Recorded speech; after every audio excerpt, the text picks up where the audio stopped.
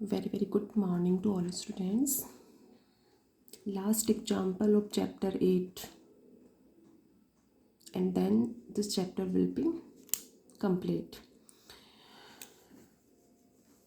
In example 9th, if the function fz is analytic and single valued in mode of z minus a is less than r, then prove that for 0 is less than r is less than r.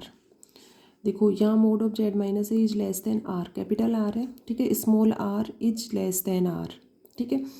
तो function f z is analytic function in this region, so function f z is analytic function in also mod of z minus a equal to small r is less than R, because small r जो है वो less than R, ठीक है. तो इसके according यहाँ से इसको इस फॉर्म में भी रिप्रेजेंट कर सकते हो, mod of z minus a equal to small r is less than r. तो इसमें एनालिटिक फंक्शन है, देन इसमें भी एनालिटिक फंक्शन होगा. Function f z is analytic function, then we expand function f z by Taylor series expansion at the point z equal to a, ठीक है. Taylor series के according function f z क्या हो जाएगा, summation n equal to 0 to infinite a n z minus a raise to the power n, ठीक है. Next देखो इसको कैसे सॉल्व करोगे. इम्पोर्टेंट एग्जाम्पल है ये, और इसी के साथ ये चैप्टर कंप्लीट हो जाएगा. नेक्स्ट न्यू चैप्टर स्टार्ट करेंगे. अब सभी स्टूडेंट्स इसके एग्जाम्पल 1 to 12 सभी अच्छे से रिवाइज करोगे, सॉल्यूशंस इनके करके देखोगे. 1 और 2 डेज में सभी सॉल्व करोगे, क्योंकि अभी अभी ये चैप्टर कर रहे हो तो इसको अच्छे से रिवाइज कर लोगे, देन ये बिल्कुल क्लियर हो जाएगा, ठीक है. तो 1-2 दिन में इसको कंप्लीट, इसके examples, Taylor series theorem, Laurent series theorem, ये सभी इनको रिवाइज करेंगे सभी. कहीं कुछ प्रॉब्लम हो तो ये मैम ये स्टेप क्लियर नहीं हो रहा, इसको एक्सप्लेन कर दो ताकि चैप्टर अच्छे से सभी को क्लियर हो जाए.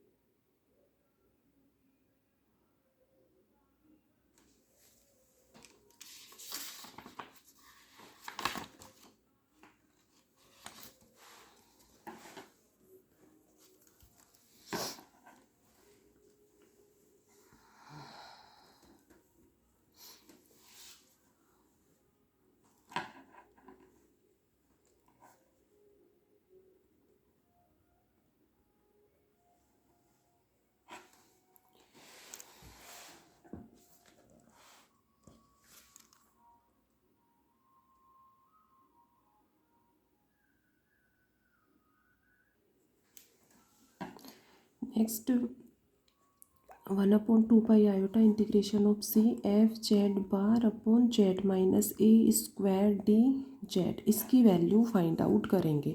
ठीक है, क्यों इसकी वैल्यू फाइंड आउट करेंगे ये अभी क्लियर हो जाएगा सभी को। देखो इसमें एफ डैश ए की वैल्यू फाइंड आउट करनी है, फाइंड आउट क्या प्रूव करनी है। F dash a equal to ये इस फॉर्म में 1/πr 0 to 2 पी थीटा, तो p theta real part of f of a plus r a raise to the power iota theta है। ठीक है, p theta is the real part of f of a plus r raise to the power r into e raise to the power iota theta. ठीक है, तो ये तो Z की value है, z minus a equal to ये था, z minus a equal to r, तो z equal to a plus r e raise to the power iota theta हो जाएगा। ठीक है, तो इसको एफ जेड भी लिख सकते हैं।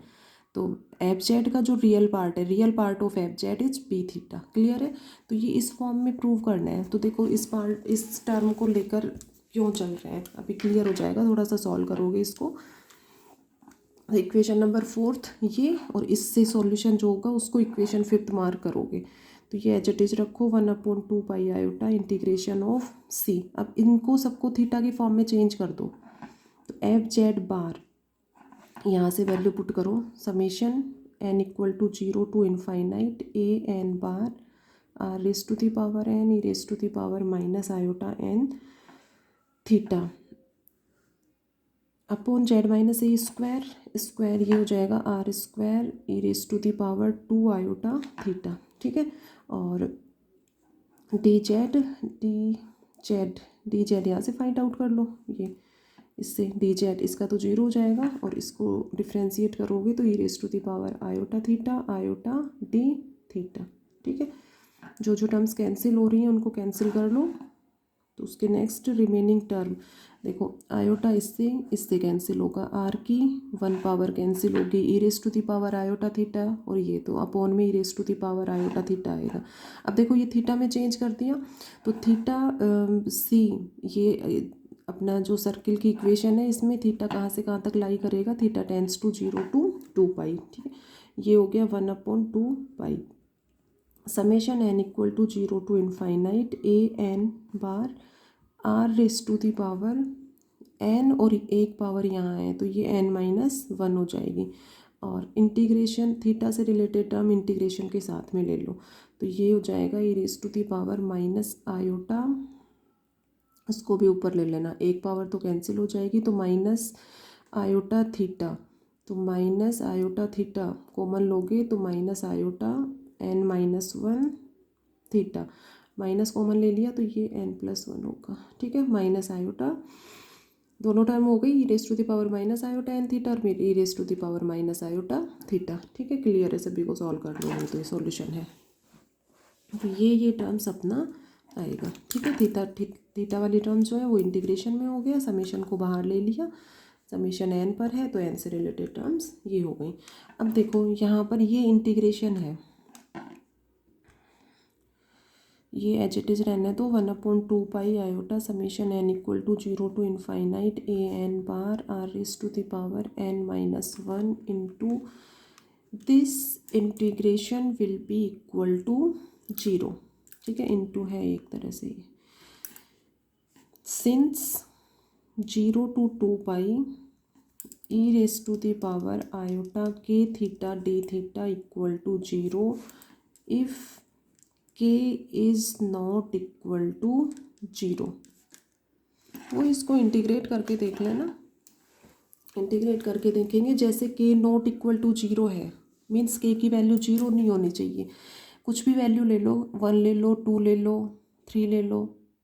ठीक है, तो जैसे यहाँ पर ई रेस टू k की वैल्यू 1 ही लें, तो e raise to the power iota theta. ठीक है, इसको इंटीग्रेट करोगे तो e raise to the power iota theta upon iota, और लिमिट्स 0 to 2 तो ये हो जाएगा e raise to the power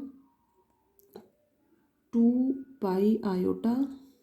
ठीक है, 1 आयोटा तो बाहर ले लो as a constant, e raise to the power 2 iota minus 0 put करोगे यहाँ पर, तो e raise to the power 0 1 हो जाएगा। ठीक है, और यहाँ से देखो 1 आयोटा तो कॉमन चलने दो, और इसकी वैल्यू क्या होगी आयलर थ्योरम के अकॉर्डिंग, कोस 2 प्लस आयोटा साइन 2 पाई -1, ठीक है। साइन एन पाई तो जीरो होता है, तो इससे सेकेंड टर्म जीरो हो जाएगी, और ये कोसाइन पाई -1 ⁻n, तो -1² 1 और -1 कैंसिल, सभी टर्म कैंसिल हो गई, मीन्स इसकी वैल्यू जीरो होगी। तो इसी तरह से if k is not equal to zero, k equal to zero होगा तब इसकी वैल्यू 2 पाई आएगी। सॉल्व करके देख लेना। तो यहाँ से जर्नल फार्मूला यूज करोगे कि if it k is not equal to zero then 0 to 2 pi e⁻ iota k theta d theta will be equal to zero. तो इसके अकॉर्डिंग ये यहाँ पर के की वैल्यू क्या है n+1, या ये कहो कि -n+1, ठीक है। तो ये नॉट इक्वल टू जीरो है, तो इसके अकॉर्डिंग ये इंटीग्रेशन जीरो के इक्वल हो जाएगा। ये जीरो के इक्वल होगा तो ये टर्म पूरा अपना क्या हो जाएगा जीरो, ठीक है। तो नेक्स्ट, ये तो ब्रैकेट में रीजन दे दोगे, ठीक है, ब्रैकेट क्लोज कर लेना, ये एक्सप्लेनेशन के लिए दिया है। तो यहाँ से ये इस इक्वेशन को ले सकते हो 0 equal to 1/2 iota integration of c f z bar, ये पूरे पे भी ले सकते हो जेड बार, और इस पे भी शो कर सकते हो।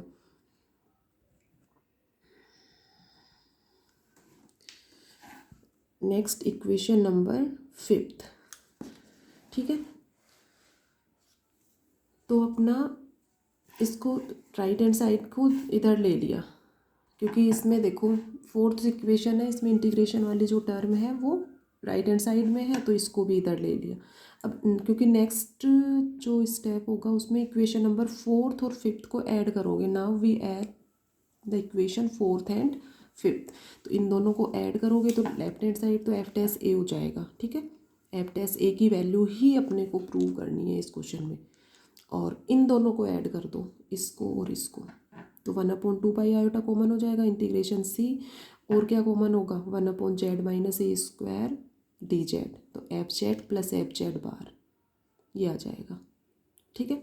नाउ नेक्स्ट 4th + 5th ये ऐड कर दिया तो ये इक्वेशन आ गई। अब देखो इसको किस फॉर्म में रिप्रेजेंट कर सकते हो। Since f(z) equal to x + iota y, then f(z) bar equal to x - iota y, ठीक है। Add f(z) + f(z) bar equal to, इन दोनों को ऐड करोगे तो क्या आएगा 2x, तो 2x इसको ये लिख सकते हो 2 एज इट इज रखो, और real part of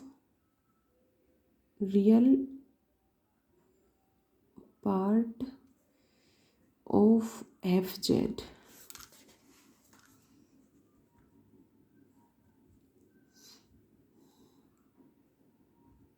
real part of f(z),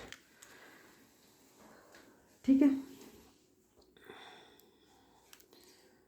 तो अपने पास ये टर्म है f(z) + f(z) बार, तो इसकी जगह क्या लिखोगे 2 रियल पार्ट ऑफ f(z),